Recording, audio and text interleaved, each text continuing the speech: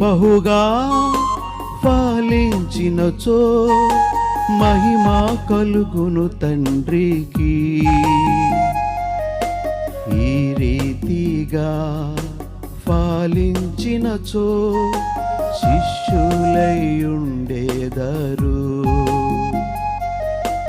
ఈ రీతిగా ఫలించినచో శిష్యులయుండెదరు.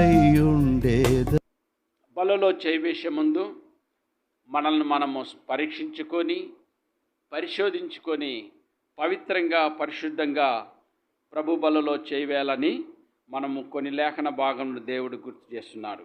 అయితే ఇందులో రాయబడిన లేఖన ప్రకారము వారు ఆ సముద్రమునకు అద్దరినున్న గేరాసేనుల దేశమునకు వచ్చిరి. ఆయన దోణి దిగగానే అపవిత్రాత్మ పట్టిన వాడొకడు సమాధిలో నుండి వచ్చి. అపవిత్రాత్మ అంటే ఏంటంటే ఎవరమ్మా? దెయ్యాలు కదా, అపవిత్రాత్మ. ఇప్పుడు ఎప్పుడైతే యేసు ప్రభు వారు ఆ దేశానికి ఆ ప్రాంతానికి వచ్చాడో ఒకడేం చేశాడంటే పరిగెత్తుకుంటూ యేసు ప్రభు దగ్గరికి వచ్చాడు. ఎక్కడి నుంచి వస్తున్నాడు వాడు? మామూలుగా ఇంట్లో నుంచి వస్తే ఒక సంతోషం, బజార్లో నుంచి ఒక సంతోషం, ఊరి నుంచి మన బంధువులు ఎవరినిస్తే అదొక సంతోషం. అయితే వాడు ఎక్కడి నుంచి వస్తున్నాడంటే సమాధిలో నుంచి వస్తున్నాడు. ఒకవేళ సమాధులలో నుంచి ఎవరన్నా వచ్చి మనం ఆ సమాధుల దగ్గరికి ఎవ్వరు లేని సమయాన మన దగ్గరికి వచ్చాడనుకోండి, మనకు భయం ఉంటుందా ఉండదా? వీడెందుకు సమాధిలలో నుంచి వస్తున్నాడు అని వాడిని చూసి పరిగెత్తడమో లేకుంటే ఏదో చేయడమో జరుగుతుంది.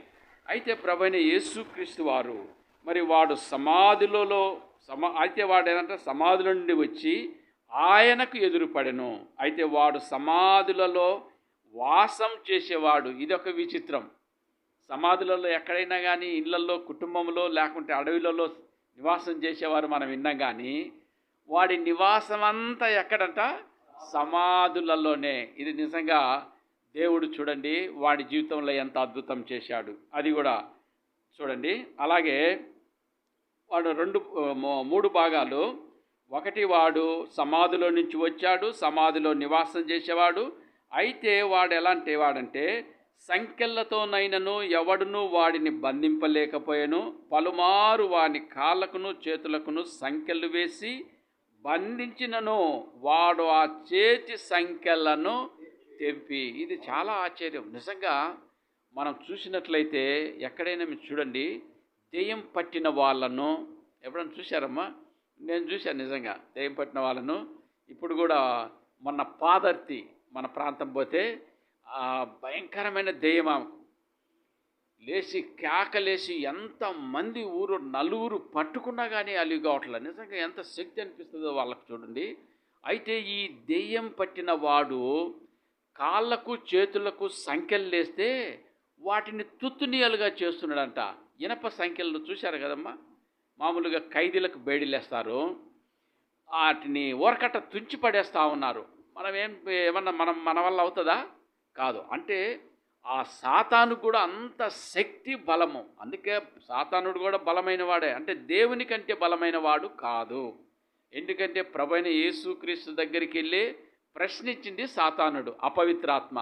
నువ్వు నిజంగా దేవుని కుమారుడవైతే ఈ రాళ్ళనే రొట్టెలు చేసుకోమని దేవుణ్ణే ప్రశ్నించినట్లయితే నిజంగా ఇది ఎంత ధైర్యమో చూడు. అయితే ఆ ధైర్యము అది కొంతసేపటికి మాత్రమే ప్రియులారా. అయితే వీడు సంకెళ్ళ చేత బంధింపబడినను వాటిని తుత్తునీయాలుగా చేసేవాడు. ఊరు జనాలు అందరినీ వీడిని సాధు చేద్దాము, వీడికి మంచి స్వభావం తీసుకొద్దామని ఎంతమంది ప్రయత్నం చేసినా కానీ అది ఎవరి వల్ల సాధ్యపడట్లేదు పిల్లారా. ఎందుకు అనంటే దెయ్యం అంటే అందరికీ భయమే. నేను ఒకరోజు మరి మా ప్రాంతంలో దైవ సేవకులతోటి వెళ్తూ ఉంటే దెయ్యం పట్టింది. ఒక ఆడామకు దెయ్యం పట్టింది. దెయ్యం పట్టిన తర్వాత నేను అప్పుడు యవన కాలంలో ఉన్నాను. దెయ్యము కేకలేస్తూ ఉంది, అరుస్తూ ఉంది. ప్రార్థన అంతా అయిపోయిన తర్వాత ఆమెను అట్లానే పట్టుకున్నారు ప్రజలు, ఆ విశ్వాసులు కొంతమంది. ఆ చేతి ఈ చేతి ఉన్నది. ప్రార్థన అంతా అయిపోయిన తర్వాత ఇలాగ అందరం పెద్దలం ఉన్నాము. పెద్దలంతా అయితే వాళ్ళు చెప్తా ఉన్నారు, అయ్యా ఈ దెయ్యాన్ని అది మమ్మల్ని కూడా వదిలించుకొనైనా మీ ఎంబటి పడుతుందయ్యా కొడుతుందా అని చెప్పి. మాకేమో ముందే భయంగా ఉంది. మాకు కూడా దెయ్యం అంటే భయం కాదు ఎవరికైనా కానీ అని చెప్పి అంటే ఆయనలా నేనేమో పెద్ద ధైర్యవంతుడని చెప్పి అంటున్నాడు. పక్కన కృప ఉన్నాడు కదా, ఏమి ఇబ్బంది లేదు అని చెప్పి అంటే నేను ఆయన అంత నమ్మకము నా మీద.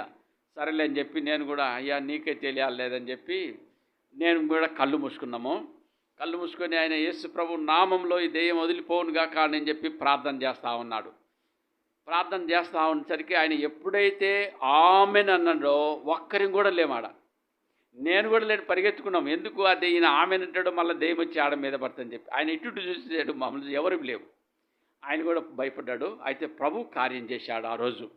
దేవుడు అద్భుతంగా ఆ దెయ్యం వదిలిపోవడము, ఆమె మామూలు స్థితికి రావడము. ఎందుకంటే దేవునికి సాధ్యం ప్రియులారా. ఇది నిజంగా చెప్తున్నాను. దెయ్యాలను కూడా మరి మందిరంలో కూర్చోబట్టే దేవుడు మన దేవుడు. ఎందుకంటే వారికి స్వస్థత ఇచ్చి ఆరోగ్యం ఇచ్చే దేవుడు.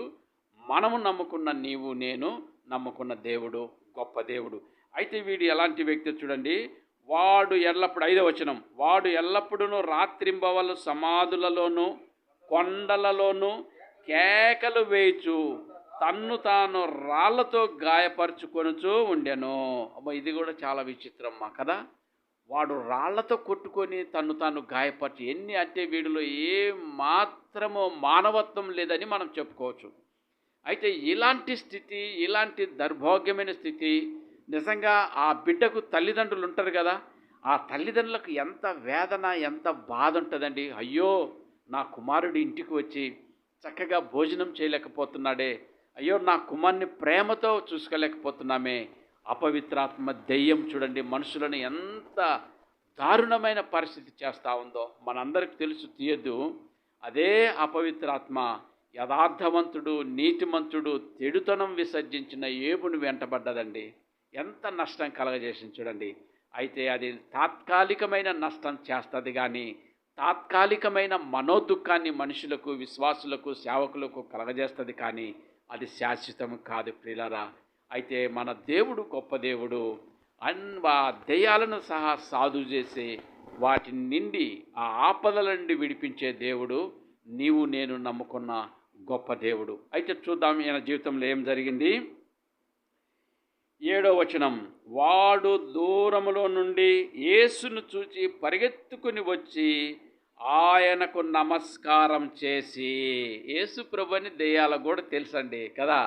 ఏమ్మా నువ్వు ఎవరో తెలుసు, నేనెవరో తెలుసు.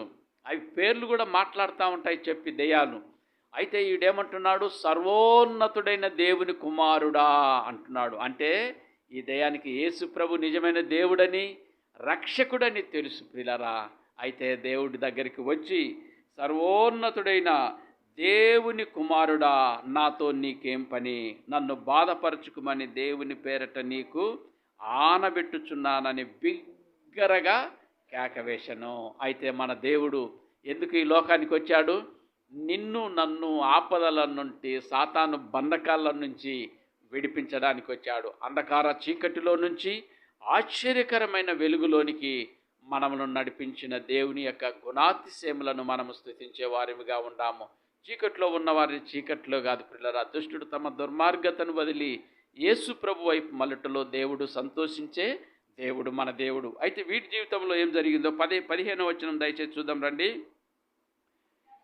5వ అధ్యాయం మార్కు 5:15, జనులు జరిగినది చూడ వెళ్ళి యేసునద్దకు వచ్చి సేన అను దయ్యములు పట్టినవాడు బట్టలు ధరించుకొని స్వస్థ సిద్ధుడై కూర్చుండుట చూచి భయపడిన. చూసారా, వీడు స్వస్థత పొందాడు. ఎందుకు? మన దేవుడు స్వస్థపరచు యెహోవాను నేనే అన్నాడు పిల్లరా. గాయము రేపువాడను నేనే, గాయ కట్టువాడను నేనని. నిజంగా దేవుని నామానికి స్తోత్రంలో. మీ అందరికీ తెలుసో తెలియదు ప్రియులారా, మరి గత మాసంలో నేను డాలన్న మరి ఆ ప్రాంతం ఎవరున్నది మనమే వలేటివారిపాలెం అన్న ఇట్లాగానే చాలా కాలం చెప్తాను ప్రార్థన చేస్తూ ప్రభు తలంపించాడు. వలేటివారిపాలెంలో ఈరోజు కూడా ఒక సహోదరుడు సహోదరి మరి భయంకరమైన క్యాన్సర్ వ్యాధితో బాధపడి యేసు నామంలో మేము వెళ్ళి ఆ కుటుంబాన్ని దర్శించి ప్రార్థించగా 20 రోజులు మోషన్కి పోలేని వ్యక్తి ఆ రోజు వెళ్ళాడు. అది మా గొప్పతనము కాదు ప్రియులారా, కేవలం దేవుని మహాకృప కనికరం. అతడు స్వస్థత పొందాడు. నిజంగా మన దేవుడు అద్భుతాలు ఆశ్చర్యకార్యాలు చేసే దేవుడు, చనిపోయిన వారిని బ్రతికించే దేవుడు, కుష్ఠరోగులను స్వస్థపరిచే దేవుడు, దెయ్యాలను సహితం విడిపించి స్వస్థత ఇచ్చే దేవుడు. వీడు ఎక్కడ కూర్చున్నాడు? మంచి బట్టలు వేసుకొని, మరి కొండలలో సమాధులలో తిరిగేవాడు చక్కగా గడ్డం గీసుకొని వాడు ఎలా ఉంటాడు? ఒకప్పుడు ప్రభు నెరగక ముందు ఎంత విచారంగా ఉంటాడు. తన్ను తాను గాయపరుచుకున్నాడంటే ఇప్పుడు తల నిండా రక్తము, బట్టల నిండా రక్తమై ఉండొచ్చు కదా. అయితే అలాంటి వ్యక్తి స్నానం చేసి దేవుని మందిరములో కూర్చున్నాడంటే ఎంత గొప్ప దేవుడండి మన దేవుడు. కాబట్టి ఇలాంటి దేవుడు నీకు నాకు కలిగినందుకు ప్రభువును మనము స్తుతించి గణపరిచే ఆరాధించే వారిగా మనం ఉండాలి. దయచేసి రండి, లూకా సువార్త 8వ అధ్యాయము 29వ వచనం. లూకా 8:29. 8:29 చదువునానా? ఏలయనగా నేను ఆ మనిషిని విడిచి వెలుపలికి రమ్మని అపవిత్రాత్మకు ఆజ్ఞాపించెను. అది అనేక పర్యాయములు వానిని పట్టుచూ వచ్చెను గనుక వానిని గొలుసులతోనూ కాలి సంకెళ్లతోనూ కట్టి కావలి అందుంచిరి గాని వాడు బంధకములను తెంపగా దయ్యము వానిని అడవిలోనికి తరుముకొని పోయెను. ఇక్కడ కూడా గొలుసులతో కట్టేసిన వాడు, వీడు కూడా ఏమయ్యాడు? స్వస్థత పొందినట్లుగా చూస్తున్నాం. కాబట్టి పిల్లరా, ఈ రీతిగా మనం పోల్చుకున్నట్లయితే దేవుడు మన కంటికి కనపడనివి, చెవికి వినపడనివి, మనుష్య హృదయానికి గోచరం కాని మేలులు, మరి స్వస్థతలు, అద్భుతాలు చేయుచున్నాడు. దయచేసి రండి, ఇంకొక ఆయన్ను మనం చూసుకుందాం. రెండవ రాజులు 5వ అధ్యాయము 1వ వచనం. రెండవ రాజులు సిరియా రాజు సైన్యాధిపతి అయిన నయమానను ఒకడుండెను. అతని చేత యెహోవాయే సిరియా దేశమునకు జయము కలుగజేసి ఉండెను కనుక అతడు తన యజమాని దృష్టికి గనుడై దయ పొందిన వాడాయను.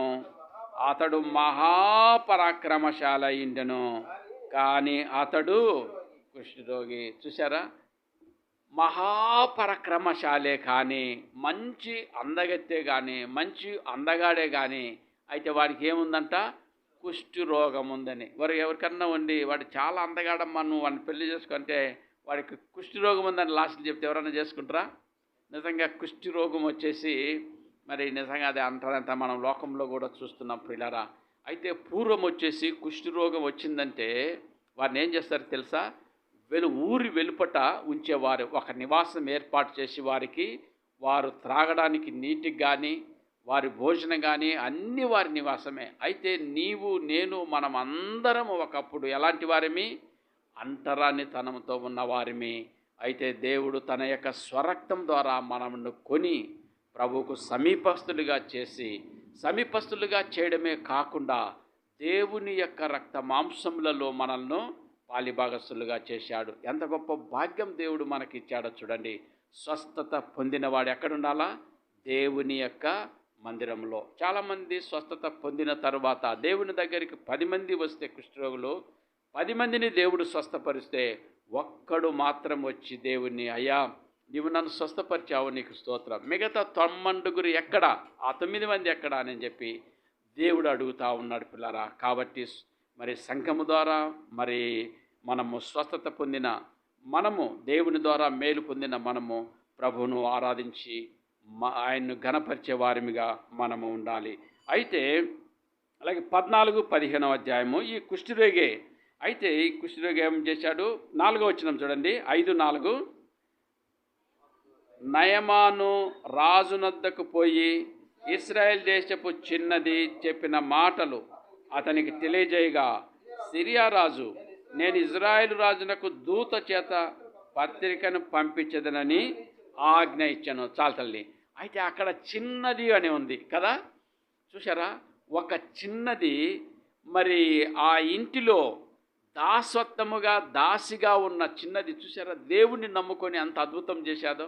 నిజంగా ఇది చరిత్రలో ఆ చిన్నదాని పేరు పరిశుద్ధ గ్రంథంలో రాయబడి ఉన్నది. ప్రియులారా, చిన్నదే కావచ్చు కానీ దేవుని పట్ల ఎంతో నమ్మకము కలిగిన చిన్నది ఈ చిన్నది ఎలాంటిదంట, చెరపట్టబడింది ప్రియులారా. అయితే ఆ ఇంట్లోకి వచ్చి మరి ఆ పనులు ఈ పనులు చేస్తూ ఉన్నది. అయితే ఈ చిన్నది దేవుని దయ పొందినదయ్యి తన యజమానురాలికి చెప్పింది, అయ్యా అమ్మ, మా దేశంలో మరి ఎలీషా, ఏం ప్రవక్త, ఎవరైనా ఎలీషా ప్రవక్త ఉన్నాడు, ఆయన దగ్గరికి వెళ్ళినట్లయితే దేవుడు స్వస్థత, ఆయన మహా గొప్ప ప్రవక్త అని చెప్పగానే తన భార్య కూడా భర్తకు చెప్పింది, ఏమండి నేను అందరూ త్రోసివేస్తున్నారు, నువ్వు పరాక్రమశాలియే అయిండవచ్చు, కానీ అయితే నీవు ఆయన దగ్గరికి వెళ్ళి ప్రార్థన చేపించుకుంటే ఆయన ఏం చేస్తాడు, నీకోసం ప్రార్థన చేస్తాడు. చూసారా, దైవ సేవకులు ప్రార్థన చేస్తే మనకు స్వస్థత, దేవుని నామములో ప్రార్థన చేయగా ఆయనకు స్వస్థత. తర్వాత మరి నయమానికి ఏమైంది తెలుసు, యోర్దాను నదిలో 7 సార్లు మునిగాడు. అయితే ఆ 7 సార్లు మునగానే ఏమైంది, పసిపిల్ల యొక్క దేహం, చిన్న బిడ్డల దేహం ఎట్లుంటుంది తల్లి, వాడిని ఎవ్వరు చూసినా కానీ బిడ్డలు ముద్దొస్తూ ఉంటారు, ఆ చిన్న బిడ్డలు, అంత చక్కటి దేహమైంది. దేవుని యొక్క రక్తములో, దేవుని నామములో ప్రార్థన చేస్తే అద్భుతాలు, ఆశ్చర్య కార్యాలు దేవుడు జరిగిస్తాడు. అయితే ఆ రీతిగా ప్రభు మనలను ఆశీర్వదించు. అపోస్తుల కార్యము 3వ అధ్యాయము 1వ వచనం, దేవుడు చేసే అద్భుత ఆశ్చర్య కార్యాలు మనం చూస్తున్నాం. 3వ అధ్యాయము 5వ వచనం అండి. పగలు 3 గంటలకు ప్రార్థనా కాలమున పేతురును యోహానును దేవాలయమునకి వెక్కి వెళ్ళుచుండగా పుట్టినది మొదలుకొని కుంటివాడైన ఒక మనుషుడు మోసుకొని పోవుచుండెను. వాడు దేవాలయములోనికి వెళ్ళువారిని భిక్షమడుటకు కొందరు ప్రతిదినము వానిని శృంగారమును దేవాలయపు ద్వారమునొద్ద ఉంచుచూ వచ్చిరి. పేతురును యోహానును దేవాలయంలో ప్రవేశింపబోయినప్పుడు వాడు చూచి భిక్షమడుగగా పేతురును యోహానును వానిని తేరి చూచి మా తట్టు చూడుమనిరి. వాడు వారి యొద్ద ఏమైనా దొరుకునని కనిపెట్టుచు వారి యందు లక్ష్యముంచెను. అంతటా పేతురు, వెండి బంగారములు నా యొద్ద లేవు గాని నాకు కలిగినదే నీకు ఇచ్చుచున్నాను, నజరేయుడైన యేసుక్రీస్తు నామమున. ఇది నిజంగా ఎంత గొప్ప కార్యమండి.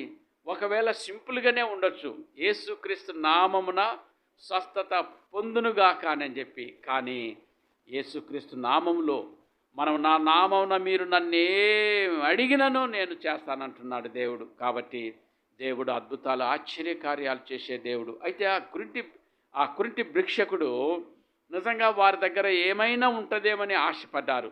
ఒకవేళ వారు నిజంగా వీడికి ఈ దేవుని నామములో స్వస్థత కాకుండా డబ్బులు ఇచ్చారనుకోండి, ఇంకా వాని జీవితమంతా అక్కడే కూర్చుండేవాడు.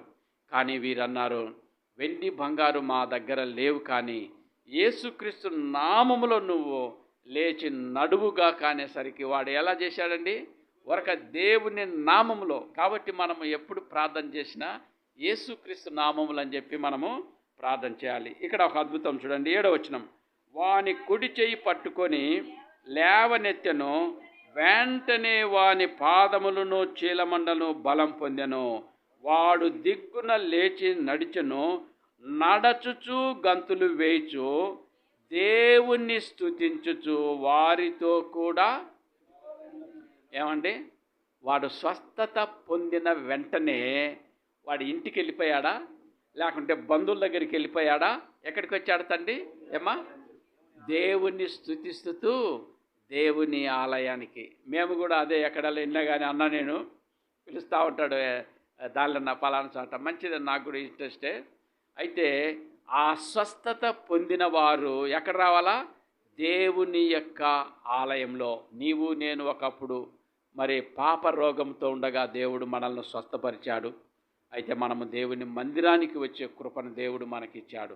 కాబట్టి ఈ కుంటివాడు స్వస్థత పొంది దేవుని ఆలయానికి వచ్చి దేవుణ్ణి స్తుతించగలిగాడు. అలాగా ప్రభువును మనం ఎల్లప్పుడూ మహిమపరిచే వారిగా మనం ఉండాలి. కీర్తనలు 139:13. మరి స్వస్థపడిన వారు దేవుని ఎలా స్తుతించగలిగారు? 139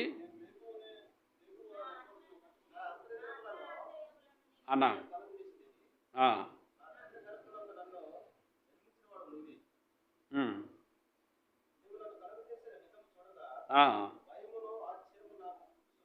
చాలన్నా. నా అంతరంద్రియములను నీవే కలగజేసివి, నా తల్లి గర్భమందు నన్ను నిర్మించిన వాడవు నీవే. నీవు నన్ను కలుగజేసిన విధము చూడగా భయమును ఆశ్చర్యమును నాకు పుట్టుచున్నవి. అందును బట్టి నేను నీకు కృతజ్ఞతాస్తుతులు చెల్లించున్నాను. మనం ఆరాధనలో కూడా అదే దేవుని స్తుతించాం. నిజంగా మనమును చూసిన నేను ఒక్కొక్కసారి ఊహించుకుంటాను, దేవుని స్తుతిస్తుంటాను. కళ్ళు ఎక్కడ ఉన్నాలో దేవుడు అక్కడ కళ్ళు పెట్టాడు. ముక్కు, నోరు, మన అవయములు ఎక్కడ ఏముండాలో ఎంత అమర్చమని. ఒకవేళ నిజంగా ఎవరికైనా శ్వాసకులు కానీ జ్ఞానం ఇచ్చాడు అనుకోండి, ఈ రీతిగా చేయడానికి లోకంలో ఏ జ్ఞాని కూడా పనికిరాడు పిల్లరా. మన దేవుడు మాత్రమే సృష్టించుడండి. అరికాల నుంచి నన్నెత్తి వరకు మానవుడికి ఎక్కడ ఏముండాలనేది దేవుడు కలుగజేశాడు. కాబట్టి దావీదు మహారాజు నా అంతరంద్రియములను సృష్టించిన దేవునికి కృతజ్ఞతాస్తుతులు చెల్లిస్తున్నానని చెప్పి. కాబట్టి దేవుడు మనకు గొప్ప రక్షణ ఇచ్చాడు. పరిశుద్ధ మందిరంలో దేవుని యొక్క ఆవరణంలో స్తుతించే భాగ్యం ఎవరికి లేదు ప్రియులారా. నిజంగా మనకైతే ఇటు గొప్ప భాగ్యం ఇచ్చాడు. ప్రభును మనము స్తుతించి కృతజ్ఞతాస్తుతులు చెల్లించే వారిగా మనము ఉండాలి. అయితే మనము ప్రభు బలలో చేయవేయకముందు మనల్ని మనం ఏం చేయాలా పరీక్షించుకోవాలి. అదే కీర్తనలు 139:23. 139:23. దేవా, నన్ను పరిశోధించి నా హృదయమును తెలుసుకొనుము, నన్ను పరీక్షించి నా ఆలోచనలు తెలుసుకొనుము, నీ ఆశకరమైన మార్గము నా యందున్నదేమో చూడుము. కాబట్టి ఎప్పుడు కూడా మనల్ని మనము పరీక్షించుకోవాలా. ప్రతి విశ్వాసి, ప్రతి సేవకుడు మనము పరీక్షించుకోవాలా. పరీక్షించుకున్నట్లయితే మనలో ఏ బలహీనత ఉండేది మనకు తెలుసు ప్రియులారా. మనము ఏ తలంపుల ద్వారా, ఏ యొక్క ఉద్దేశాల ద్వారా మనం ఉన్నామో, అయితే మన అంతరంద్రియములన్నీ ఎవరు ఎరిగినాడు? మన ప్రభువైన యేసుక్రీస్తు వారు. మనం ఎవరు చూడలేదు అనుకోవచ్చు, కానీ దేవునికి సమస్తము తెలుసు ప్రియులారా. మనకు అందుకే నీకు తలంపు పుట్టకమునిపే నీ తలంపు నేను ఎరిగినానంటాడు దేవుడు. కాబట్టి తల్లి గర్భంలో రూపింపబడక మునిపే మనల్ని ఎరిగిన దేవుడు. మరి దేవుని సన్నిధిలో మనము వాస్తవాలు ఒప్పుకుందాం. మన తప్పులు, మన పాపములు, మన పతనాలు మనం దేవుని సన్నిధిలో ఒప్పుకున్నట్లయితే ఆయన క్షమించుటకు మంచి మనసు కలిగిన దేవుడు.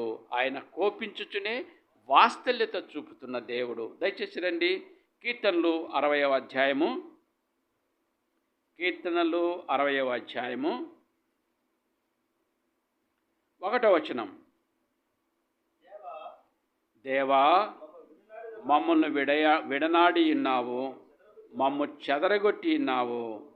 నీవు కోపపడితివి, మమ్ము మరలా ఏందంట తల్లి, మమ్ములను మరలా అంటే మనము బాగా లేక ఉన్నట్లే కదా.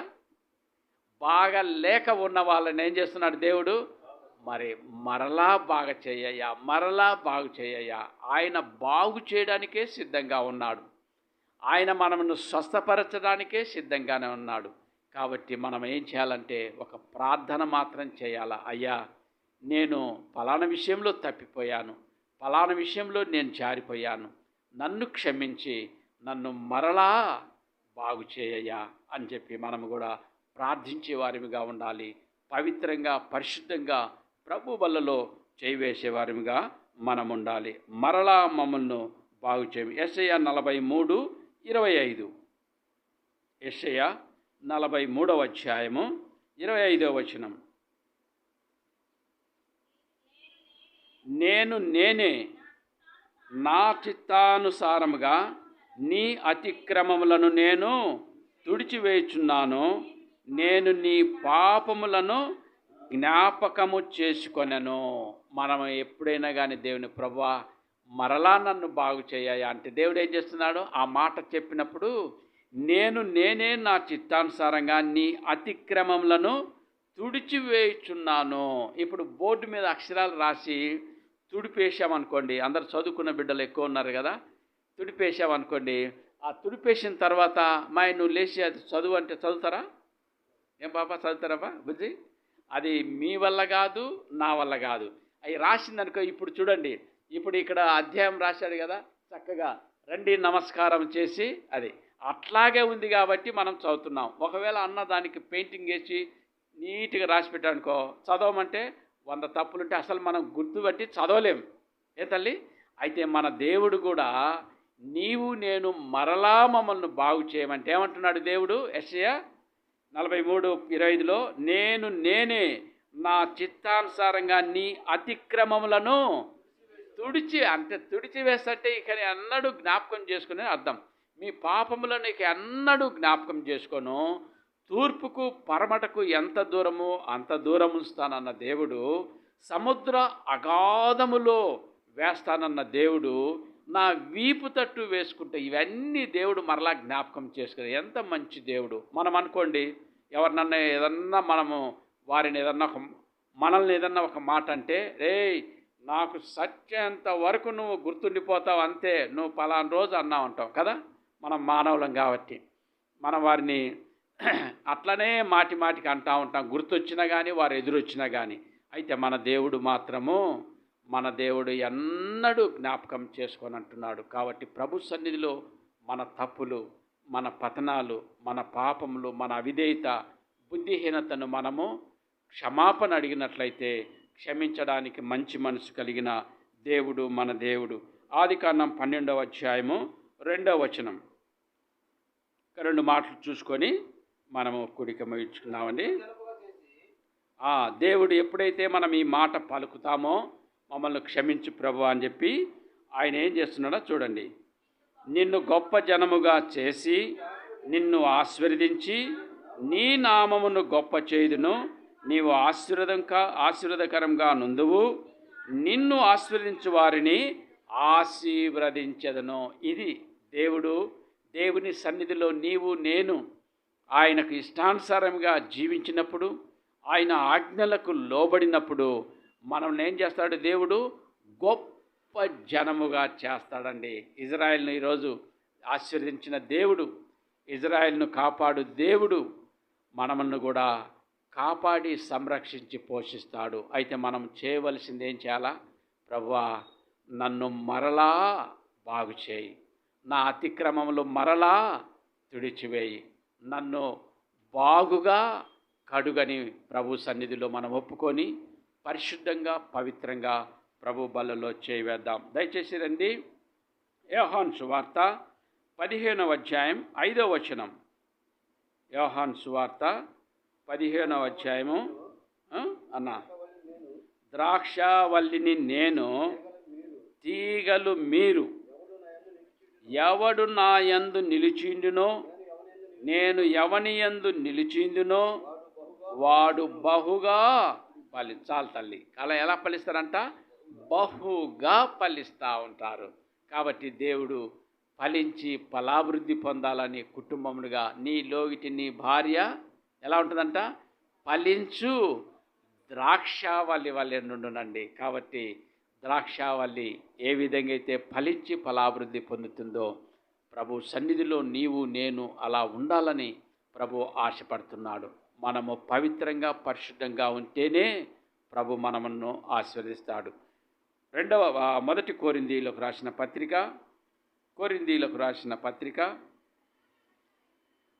10వ అధ్యాయము 16వ వచనం. 10-16. మనము దీవించు ఆశీర్వచ పాత్రలోనిది త్రాగుట క్రీస్తు రక్తములో పాలు పుచ్చుకొనుటయే కదా. మనము విరుచు రొట్టె తినుట క్రీస్తు శరీరములో పాలు పుచ్చుకొనుటయే కదా.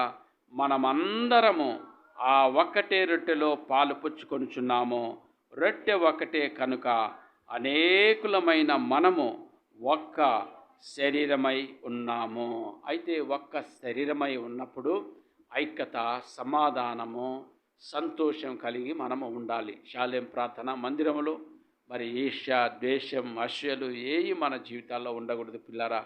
మనం ఆశీర్వదించబడాలి అని అంటే, మన పితరులైన అబ్రహాం, ఇస్సాకు, యాకోబులాగా ఉండాలి అని అంటే మన తప్పులు, మన అవిధేయతలు, మన యొక్క పతనాలు ప్రభు సన్నిధిలో ఒప్పుకున్నట్లయితే ఆయన క్షమించడానికి మంచి మనసు, సిద్ధ మనసు కలిగిన దేవుడు మన దేవుడు. యెహోవా దేవుడుగా గల జనులు ధన్యులు అనింది. నిజంగా ఇలాంటి ధన్యకరమైన జీవితాన్ని ఎవరికి లేదు లోకంలో, మరి అందరికీ లేదు. మనం చూస్తూ ఉంటాం, మన బంధువులు కానీ తోడబుట్టిన వారు కానీ ఎంతోమంది ఉన్నారు. కానీ ఇలాంటి గొప్ప భాగ్యం మరి ఆదివారం ఆరాధనలో పాలిభాగస్తులమై దేవుని సన్నిధానంలో ప్రభును స్తుతించే భాగ్యం మనకిచ్చాడు.